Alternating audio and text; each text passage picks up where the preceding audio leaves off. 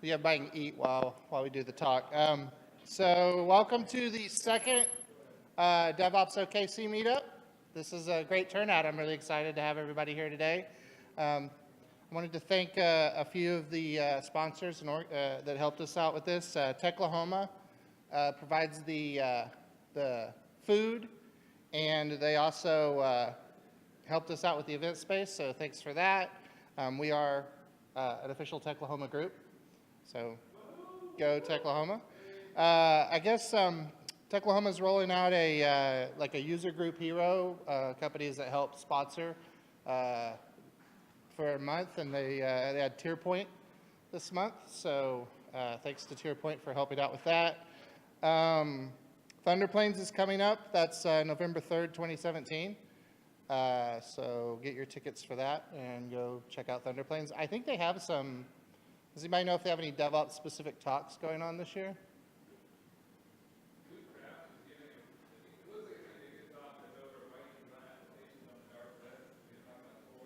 Okay, so yeah, talk on Tor and running apps in the dark web and why you should do it. So that may interest some of us. Thanks to Starspace 46 for letting us use their space for the meetups. We appreciate it. Also, there's another co-working space like Starspace in Tulsa called 36 Degrees North. So if you're up in Tulsa, check them out. They're a good group, and they're affiliated with Techlahoma as well. Techlahoma is doing their annual campaign to raise money. You can set up to do auto deduction monthly with them, or you can do a one-off donation if you're interested in donating. And this will be streamed on Twitch TV. So actually, I think I'm being streamed right now on Twitch TV. So if you want to watch this later or share a link with a coworker you think might be helpful for them, check it out on there. And I think that's Twitch TV/Techlahoma. So without any further ado, I'd like to welcome John and Caleb from Sonic.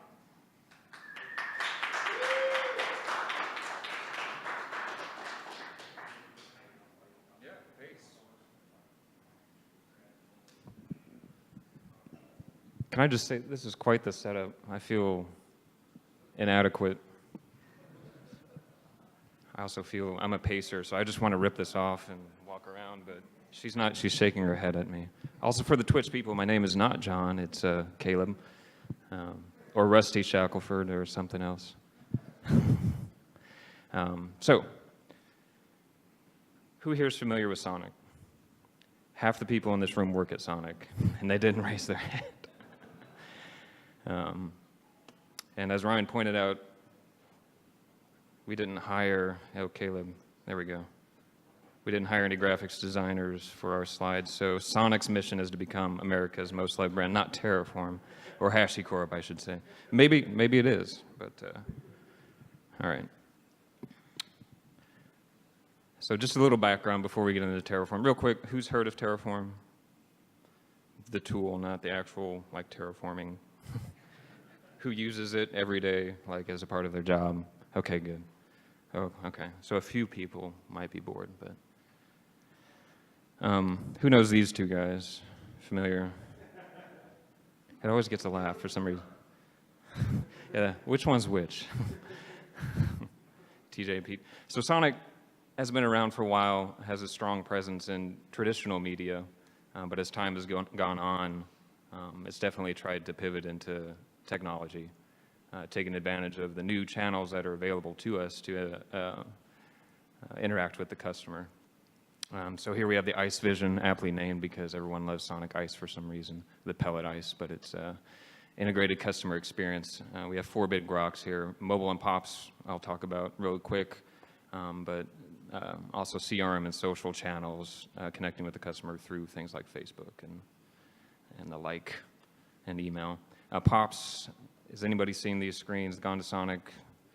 Yeah, some of these guys have actually worked on the screen, so that's, Jessica's here. I'm just going to awkwardly talk. Okay. Since we have a unique opportunity, customers are in our stalls for 10 minutes or so, and so that's a unique opportunity to interact with them and maybe suggest some new items there. But new, we have a new mobile app. Anybody have the mobile app? one person has the mobile app, two people, three, four. All the people that work at Sonic have the mobile app. I don't have the mobile app. I don't have a phone. This is yet another way to interact with the customer off-lot by pushing notifications. We're rolling out order ahead, which is exciting but also terrifying, as well as reorder ahead, because order ahead is always difficult. I don't know if anybody's used Chick-fil-A or any of the other order ahead apps, but to get your order just right is a little difficult. So being able to just say, yeah, that last thing that I ordered. Connecting those two together, POPs and mobile, we're able to know who is in the stall, kind of creepy. And so that's another way to just personalize the experience for the customer. This is all very exciting stuff, but Sonic's kind of had some challenges along the way. We've taken the kind of the traditional approach, which is a little siloed. We have one team working on the mobile app. We have one team working on POPs, and they're very disjointed and siloed. And so we've been looking at those that have really been succeeding in the space, I should say. And we've made a dramatic shift in how we've been developing these things, a more platformed approach with a back end that is uniform, that feeds into these channels. This was where we were, very, very siloed, very disjointed. And now with the help of some of our partners, we've been able to develop a platform of RESTful JSON services that feed into these channels. So what does this have to do with Terraform? In order to achieve this, we needed to move to the cloud. Yes. Am I too close? I kiss the mic. I'm used to that. I'm very comfortable with the mic. We couldn't do this on-prem. We couldn't scale in our data center. So we moved to a number of cloud providers, but mostly right now AWS. And so provisioning resources is easy there. It's easy to scale out. We have the scalability that we need, but managing those resources becomes kind of a chore, and that's where some of our services are running on Pivotal Cloud Foundry. Brandon's here. He's been championing that. That helps manage that. Caleb and I work in the big data space, and we don't necessarily work in Pivotal, so that's where Terraform came in. Anytime we want to spin up an EC2 server or manage anything in AWS, we do that with Terraform. And this is more what Caleb and I work on. Behind the scenes, all these customer-facing channels creates a whole lot of data. In fact, our POPs screen, every time you click a button on POPs, we get a data point for that. That's a lot of data. And so Caleb and I spend all of our time trying to just deal with that. And so we've built some pretty sophisticated pipelines to ingest the data, harmonize it into a queryable form, and try to get some insights from that, from our data scientists over there. Again, there's a lot of management of EC2, of EMR, of access, IAM. I'm saying a lot of three-letter acronyms. Does anybody work in AWS? It's the same hands keep going up. Just managing these resources becomes a chore, and so any way to turn that into code and automate that really helps. And so that's where we started looking around for an infrastructure as code solution. AWS has one called CloudFormation. I would not suggest it unless you like reading a whole lot of, XML, JSON. That shows you how familiar I am with it. It's not very easy to manage and deal with. So Terraform honestly kind of wraps around that and is a more concise syntax. It allows us to very specifically provision EC2 instances of the right size and really execute least privilege access, which was important. It's really easy to go and click through AWS and grant admin rights, but it's a little more difficult to say somebody has access to this or that, and really manage that by clicking around it's not sustainable. So I think at this point are you ready? You good? I'm gonna pace around. It's really been stressful for me to just stay right here. She's probably been chasing me with the camera. No, I think you're good. Thanks, John. So my name is Caleb, and as John said on the previous slide, we had a set of requirements as we moved our infrastructure to the cloud. So the solution that we settled on was Terraform, and it seems like some people are familiar, but Terraform is an infrastructure management tool. It lets you treat your infrastructure as code so that you can version it and share it and reuse it and avoid reinventing the wheel. So one of the main selling points of Terraform is that it's cloud agnostic. So it supports all the major cloud providers. And I think the way it's designed, you can actually kind of compose different components from different clouds together if you had a use case to do that. And one of the other main draws to Terraform is it has a separate plan step from the deploy step, so you can preview your changes and see what they're going to do before they actually go live. And it's also speed and efficiency. Terraform will create your resources in parallel, so it's really fast, much faster than you could do anything by hand in the web console or anything like that. So what Terraform doesn't do, it's not for managing software on your machines on an ongoing basis after they've been created. It does integrate with tools that are better at that, like Chef and Puppet. And for us on AWS, we mainly use machine images that have our software baked into them already, or this is an example of a Bootstrap script that after the server comes up, it'll just run this small script and install a couple of packages. But for anything more complicated than that, you would want to use kind of a configuration management tool. Using Terraform, the scripts are going to be written in HCL, which is a HashiCorp configuration language. Again, it gives you one syntax to learn for all three major cloud providers. You don't have to figure out what Amazon does differently from Google, things like that. It has development environment support. So at Sonic, we use a lot of IntelliJ.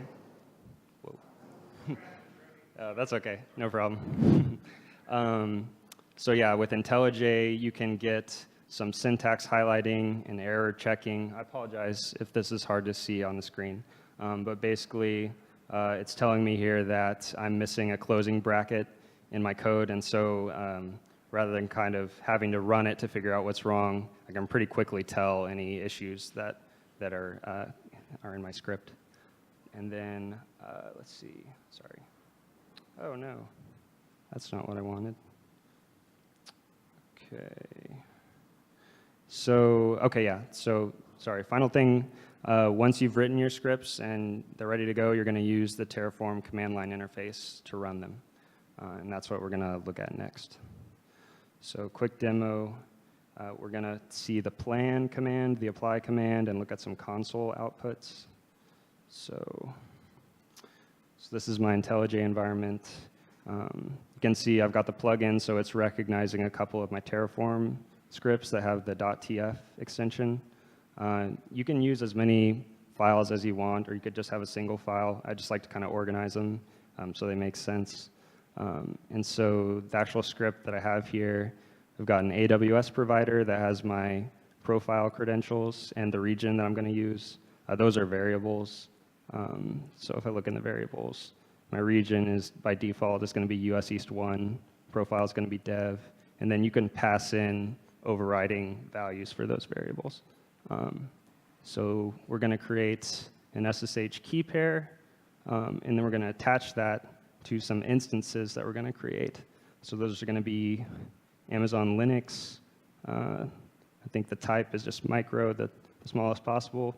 We're going to use our key pair, and we want 2 of them. So, okay, so now I've got my scripts ready to go. I'm on my console, my terminal, and so I'm going to run the Terraform plan command. That should show me what's going to happen ahead of time. So I see, because I set the count to 2 on the instance, I'm going to get 2 different instances. And then it's going to create my key pair. So I've provided it my public key. So then I'll be able to authenticate and maybe connect to them depending on what the firewall is around here or in this virtual network, I'm not sure.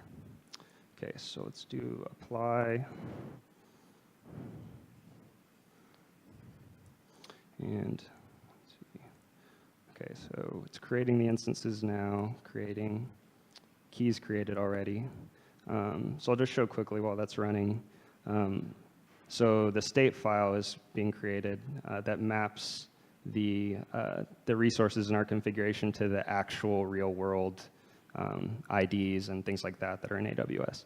So another thing we're going to get after the script completes is some outputs. So I'm getting an output of my instance names and my instance IP addresses. So that should give me the information I need to use them. Okay, so apply is complete. So we got 3 resources. These are our public IPs, and then the instances are named the same thing. They're both called demo. Might change that in a minute, but let's see. So I'm just going to see. It might not work, but I should be able to SSH into these. Okay. Yeah. So I'm logged in remotely to my instance, and it's an Amazon Linux image. So, okay. So I was also going to maybe see what happens if instead of naming all of our instances the same thing, we might want to differentiate them. So if I access the count index here, I should get the index or the instance number appended to each of my instances. So again, I can do a plan of that change and see what's going to happen ahead of time so I don't break anything or just have to guess about what's happening. It'll tell me exactly what's going to happen. So I see my demo is going to be renamed to demo 0 and demo 1. So that's what I expected. So I can go ahead and apply those. And that's a non-destructive change, so it's yellow. If it had to actually recreate the instance, it would have some red lettering that said, instance needs to be recreated. So there's the updated instance names, and I think that's most of the demo. So let's see.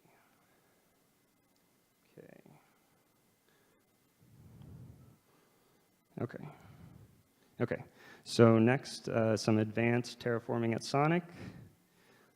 Importing existing resources. So the import command brings in an existing resource that you have under Terraform management.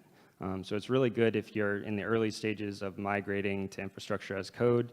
You don't have to abandon what you already have that was created manually. You can just kind of gradually import it over time into the Terraform world.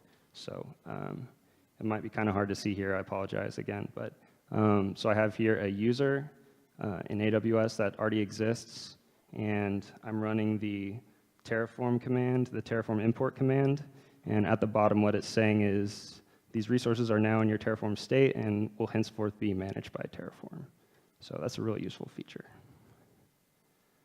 Okay, so achieving some more dynamic configurations. Terraform supports if-else conditions. So this first code example here is basically saying for the count value, if my environment profile is dev, then set the count to 1. Otherwise, set the count to 0. So essentially disable that resource. And just taking that one step further, if you have more possible values, you can use the lookup function on a map variable. So here I've got a map with 3 values. QA is 1, or dev is 1, QA is 2, prod is 3. And then I'm just looking up the value for my current environment, so that kind of allows us to be flexible as we allocate capacity and things like that across different environments. Okay, so modules. Modules are packaged configurations in Terraform that accept inputs, and they'll create a set of resources for you. It enables reusability for common groups of resources that you use from day to day. And so when you want to create a new instance of a module, the source code for it can be on your local file system, or it can also be in a remote Git repository like a GitHub or Bitbucket or something like that. So that really enables reusability because you could consume an open source module that someone else wrote, and that saves you time and speeds up delivery. So this example here at the bottom, I'm creating an instance of our network module, which is in the Sonic drive-in bit bucket, and it's actually referencing the 1.0 tag. And then I'm just passing some values, so setting the name and public accessible false. So I want it to be a private network. This is just kind of a visualization of the module concept. So you write your module once, and you can consume it multiple times across different teams, different organizations, so you don't have to just keep writing the same configurations over and over again and duplicating them. So some lessons we've learned along the way with Terraform, the Terraform state. So Terraform depends on a state file, which we saw a little bit in the demo. And so that maps real-world instances to our configurations that we declare in our scripts. And by default, the state is a local file, so that can get kind of easy to get out of sync if you have multiple people that are in different locations and both running the same. They need to kind of be synchronized. This state command here is showing the state for one of the instances we created in the demo. So it's just showing, okay, the Amazon ID is this long string, and it's in the US East 1 availability zone. Again, so the problem with the local state kind of getting out of sync, if you have multiple developers, you can use remote state, which will store it in a backend like S3, something like that. And so it'll just automatically be kept in sync across your team. This is just kind of a diagram showing the concept of the remote state. So it might be easier to kind of see on the right here. You have two developers. They're both making changes and running Terraform, and they have their local state, but this person is going to have totally different instances than this person, so they're not really managing the same infrastructure unless they're using something like remote state where it's syncing every time you run a plan or run an apply or something like that, so you can actually work together. Another thing, lessons learned, organization. So yeah, as you get more and more Terraform scripts, you might want to avoid keeping everything in a single state file. The risk that we found with that is that when you make any change that you make can potentially impact all of the infrastructure that you have. So for us, we found that breaking it into logical units made a lot of sense. So we have our security roles, our network, and those are in different states. So if I change the network, it's not going to affect your security roles at all.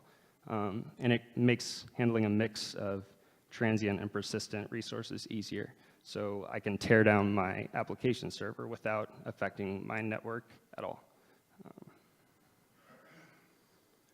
And so this is something we were even talking about it before the talk today, but remote state not only has the benefit of kind of keeping you in sync across different developers in the team, but you can use it as a data source for a downstream Terraform resource set. So here, I'm declaring my remote state that's in S3. It's for my network.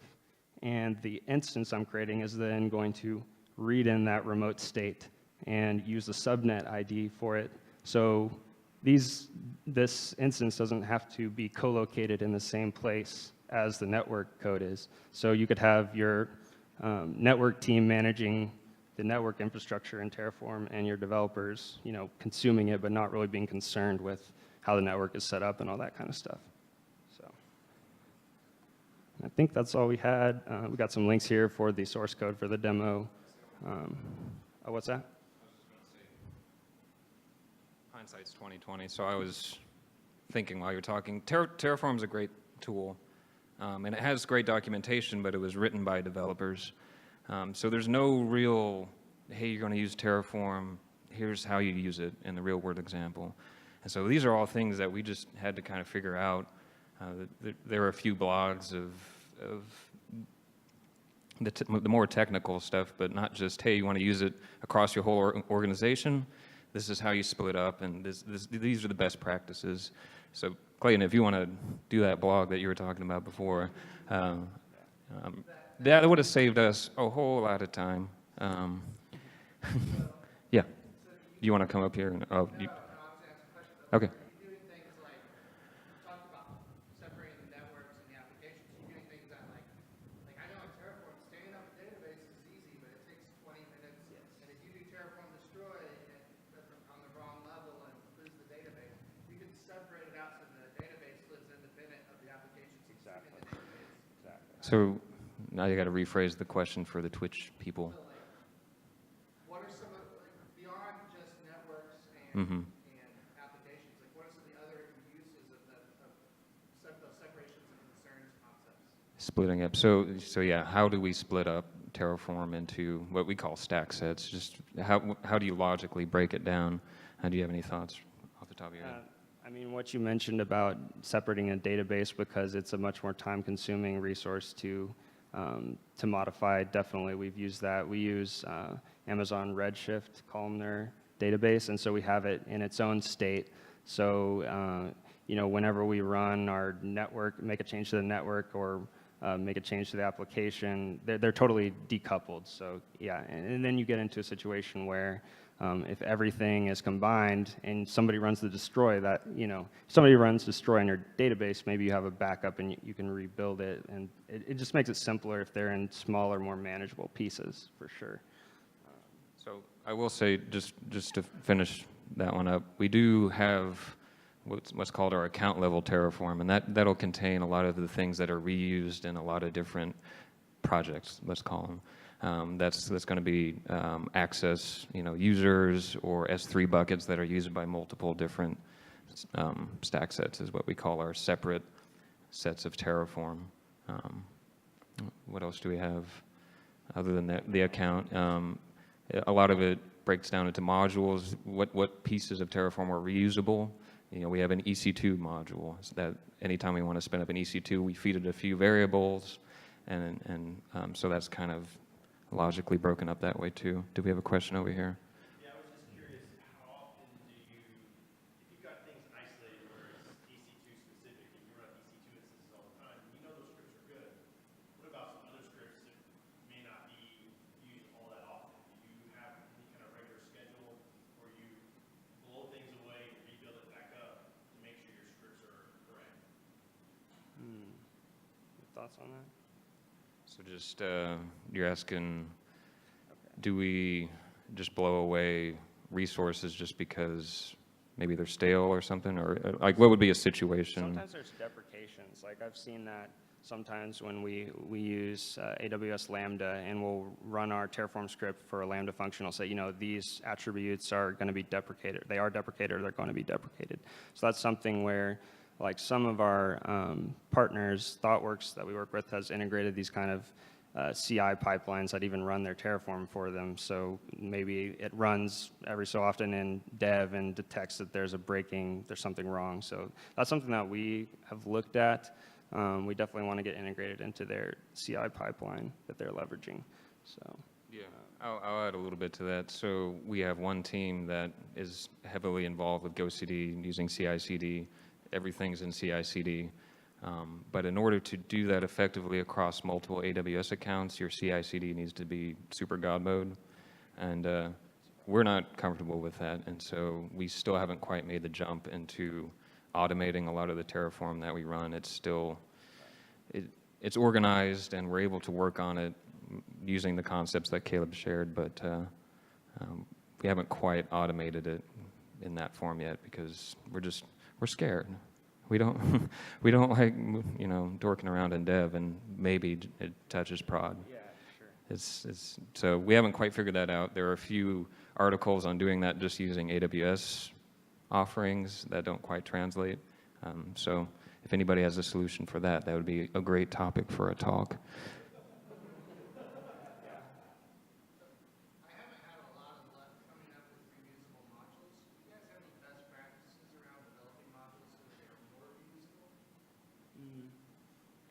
I mean, it really just depends on. Okay, sorry.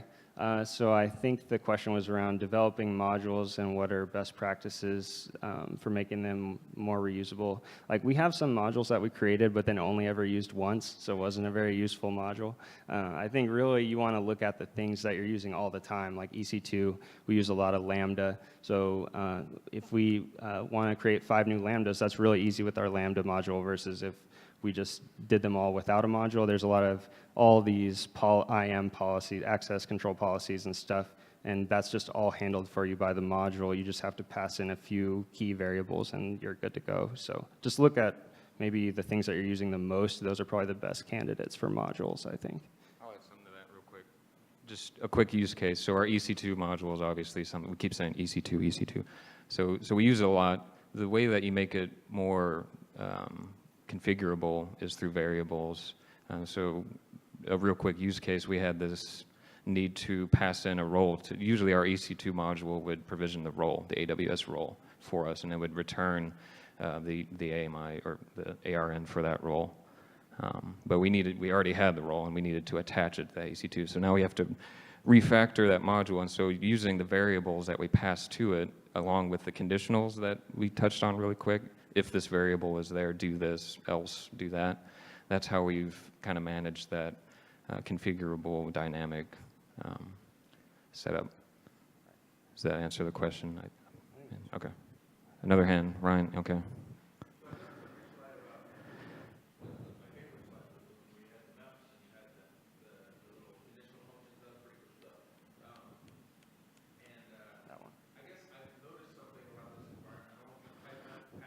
Mm-hmm. And then I bumped into a Terraform docs, this workspaces thing, and I haven't tried it yet, but they're saying it's for different environments.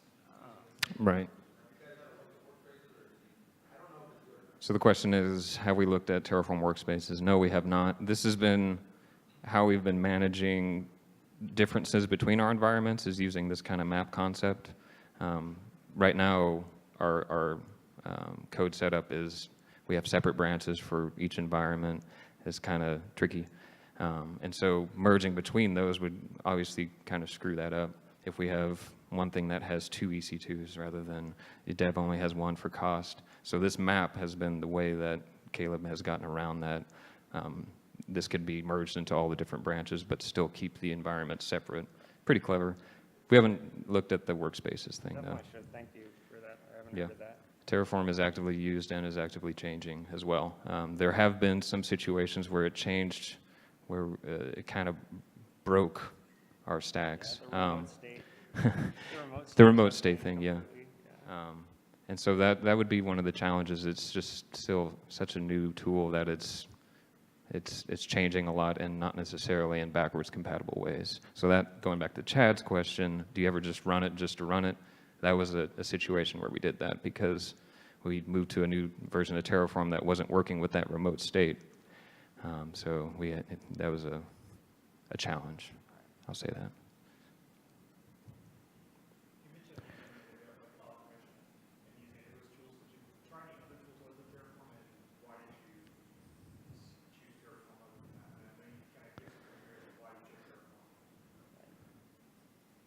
So the question is, why do we use Terraform other than compared to other tools? Go for it. No. So a little backstory. One of our partners, ThoughtWorks, brought Terraform to us, and we said, "Hey, great! That's exactly what we need." So that was kind of the process. I'm trying to remember if we did any other POCs on anything else. I mean, yeah, to your point, CloudFormation, yeah, we've used the native options on Azure and AWS, so CloudFormation and the Azure Resource Manager templating. They're both kind of JSON-based, so, I mean, those are the ones we had experience with. We did kind of want to stay aligned with the rest of the organization that was already using Terraform, so that definitely played a big part in our decision, so.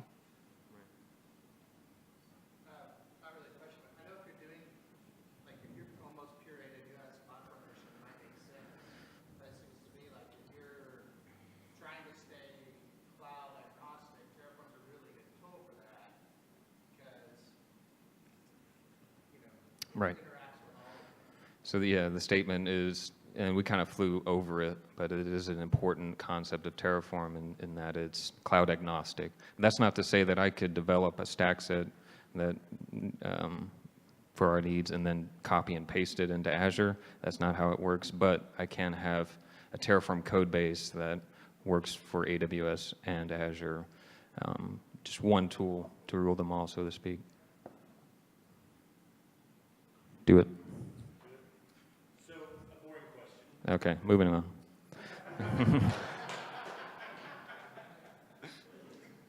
you're developing, it's real easy to do Terraform plan, Terraform, apply, etc. Right? So take that to how do you deploy it? Do you guys just, is it you all that's going and doing the Terraform apply? You hand this process off? What does that look like from development to production? So this is a process question, and so the question is, how do we actually deploy this stuff? This is all fine and good when I'm developing in a QA environment, but how going through the rigmarole of a release process, how does this work? And each team in our organization works a little differently. We noted that other teams use CI/CD, which is a little more automated. For a while there, we have a deploy script that kind of wraps all these Terraform commands up and makes it a little easier for the developers. But in the end, what we are doing, and correct me if I'm wrong, is running these in the console and deploying them manually, doing it live, so to speak. The big data team is all I could speak for. Do you have anything to add to that? I don't know, I think that's accurate. Right. I will say the reason that we wrapped these Terraform commands with a shell script deploy is that, like I said before, our environments are broken up by, our branches are broken up by environment, and so it kind of could figure out, oh, you're trying to deploy to QA because you're on the QA branch, and there's a lot of things that we could abstract out using that script. All right, Ryan. Okay. Yeah, it wasn't guilt. It's what we do.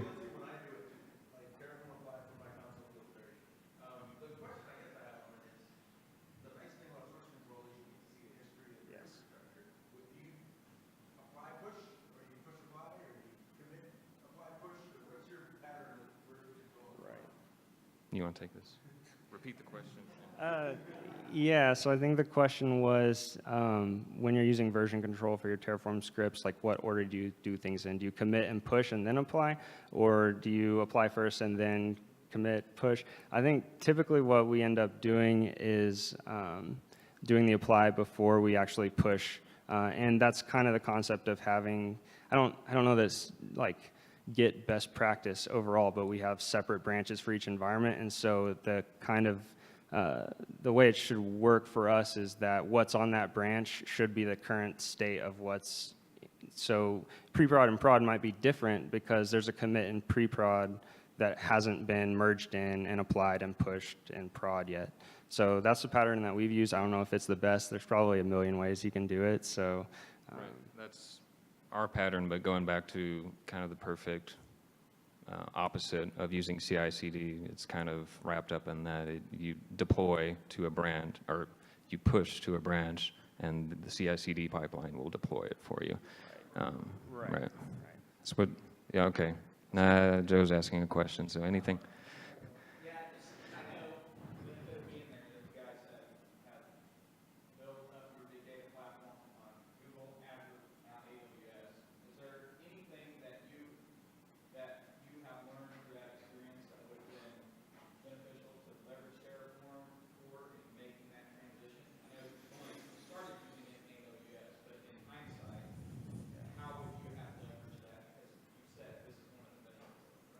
So the question kind of goes into, hey, we're moving from Google to AWS because AWS is great, and that's where the other teams are. How do we manage that? How do we make that easier? Take it. come on, No. man, you gotta answer the problem. I just feel like a mic hog. So that,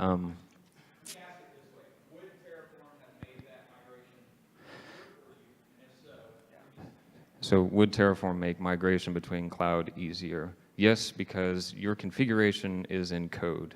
Now that it's not just a copy and paste, like I said before, but since you took the time to put it in code rather than go into the console and click around and there's things that you've forgotten or some other developer did that you didn't know about, it's in code, it's there, you can see it.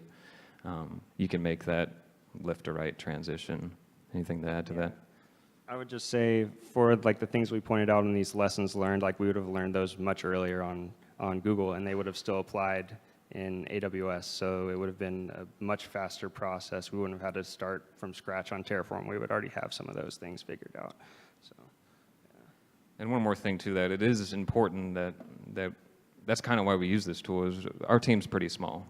The rest of our team's on the back row. That's it. Sonic is still growing as a technology company, starving for talent in Oklahoma City. But using tools like this, yeah. Yeah, let me just throw that out. Yeah, and you could talk to Joe in the back. And but using these tools is how we could actually get things done in a timely manner with a small team. Other questions? Ryan? Okay. Okay. Thanks. I didn't realize this was the second one, so we're on the top. Yeah, this is the second DevOps meeting. Set the bar high. Any other questions? Any of the Sonic people learn anything about what Caleb had been working on? Any?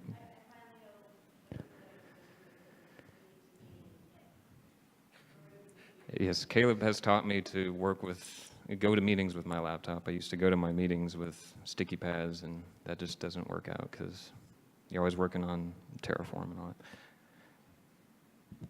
Anything else? Yeah, well, thanks, guys. All right. Appreciate y'all. Yep.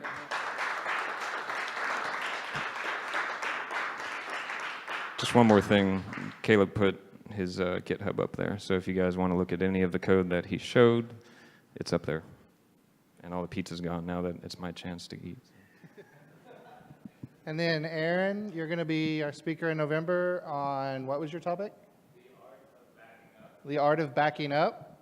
And then December will be, I'm awful with names, but it's somebody coming in from out of town to talk about salt and what they're doing with it. So we are booked through the end of the year. And if you are interested in coming and talking about what you guys are doing with tools, please hit me or Jaren up over there, and we will get you added to the schedule. Thank you, guys. Appreciate it.